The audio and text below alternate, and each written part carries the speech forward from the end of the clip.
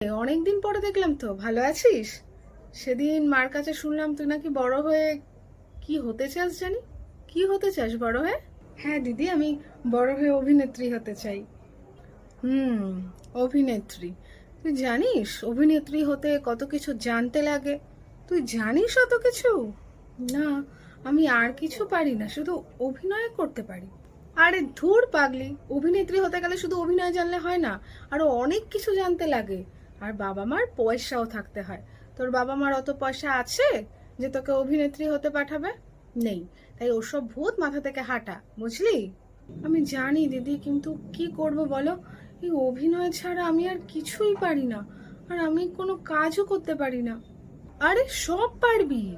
এসব গরিবের স্বপ্ন টপ্ন বলে কিছু হয় না, বুঝলি? সব হয় পেটের দায়ে বাঁচা। তা এখন তুই কি করছিস? এই টিউশন করছি। ভালো তো, তা ওটাই কর। তারপর একটা চাকরি টাকরির চেষ্টা কর, ঠিক পেয়ে যাবি। আর ওসব ভূত মাথা থেকে হাঁটা, ঠিক আছে? আমি চলি রে, বুঝলি? ভালো থাকিস।